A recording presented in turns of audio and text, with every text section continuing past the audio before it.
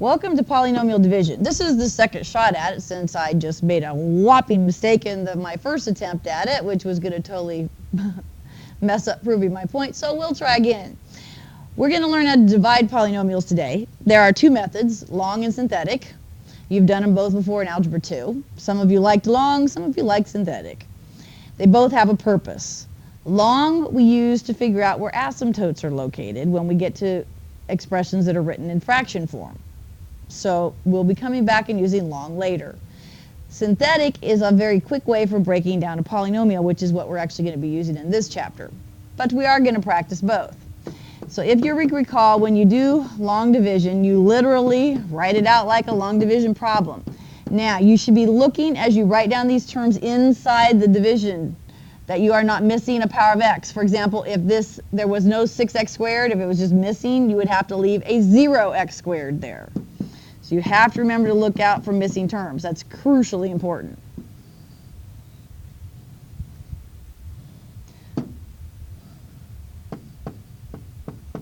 So you need to be sure you check for missing terms. That is on both long and synthetic. You need to do that.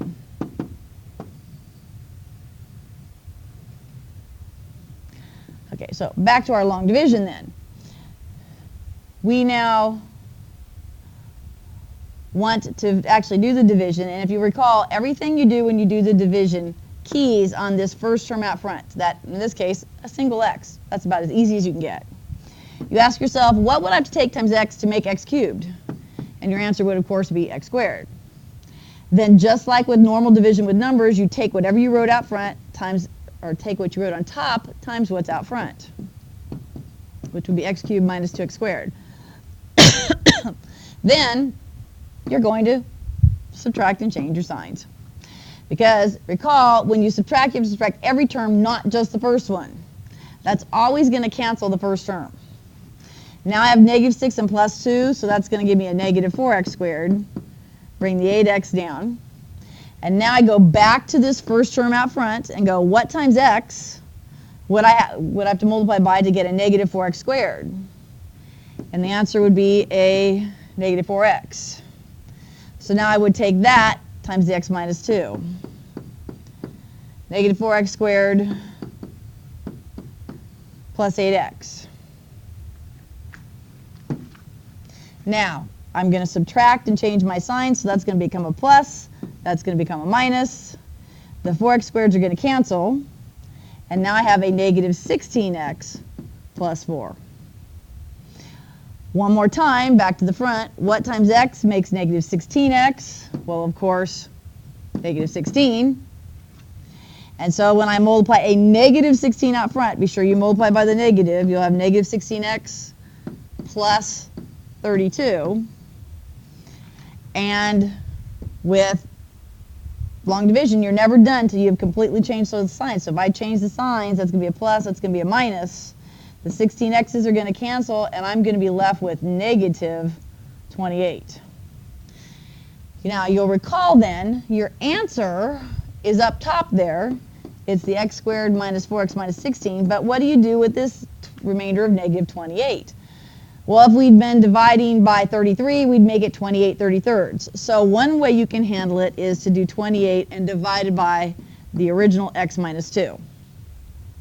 That's the preferred method for most things. But you also need to realize, when you do division, if you multiply the two numbers back together, you should get the original problem. So sometimes they also like you to think of it in terms of, well, if I took x minus 2 times the x squared minus 4x minus 16, that's supposed to get me back to the original, but I know it doesn't because I was off by 28, so I would have to put the minus 28 on there, the remainder. That would then get me back to the original equation I started with. So sometimes you can also look at it in that form. That can be helpful. The book's going to ask you to do both forms. Okay. My personal favorite by far is synthetic because it's so much faster. But unfortunately, synthetic only works if you're dividing by x plus a number or x minus a number. You can't be dividing by 2x plus 3. You can't be dividing by x squared minus 5. It has to be x to the first power plus or minus a number. Now, if you'll recall, when you do synthetic, you put a little box out front, and you put a number in it. The number you put in the box comes from what you're dividing by, and you change the sign on that number.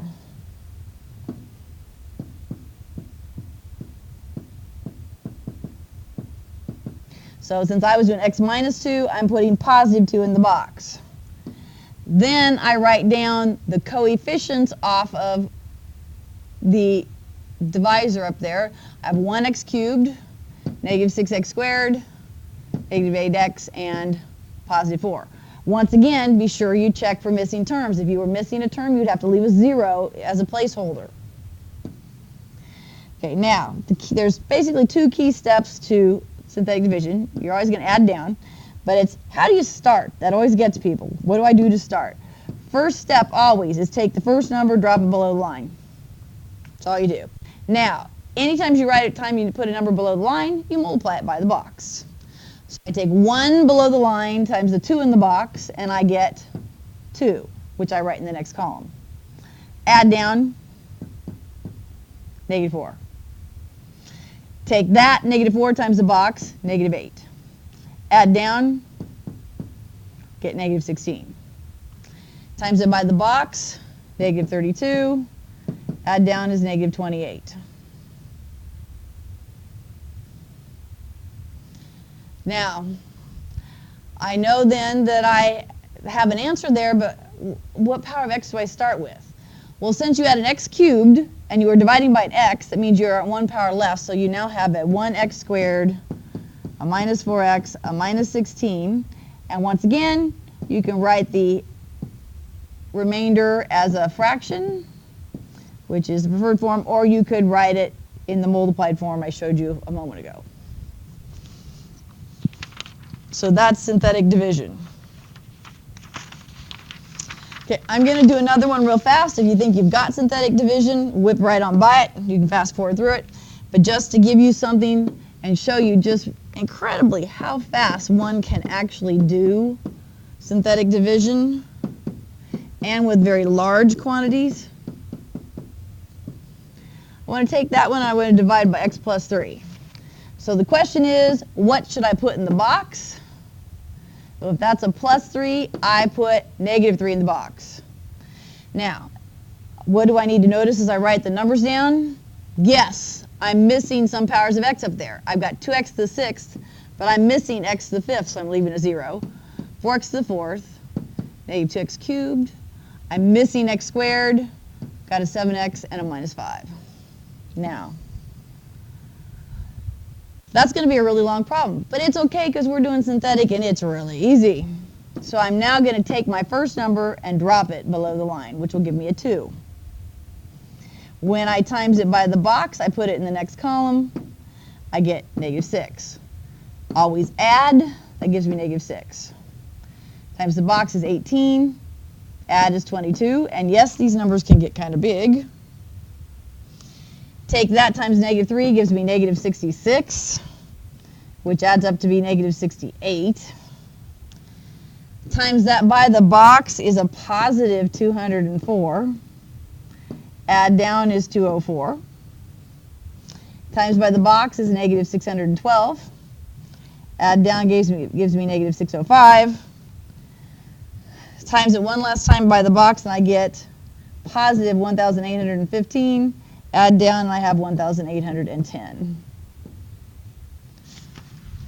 Now, how do I know what power of x to start this on? Well, since my original problem was x to the 6th, this answer comes as 2x to the 5th, and you just keep going down to power. Minus 6x to the 4th, plus 22x cubed, minus 68x squared, plus 204x, minus 605, and then, yes, our remainder of 1,810 divided by x plus 3.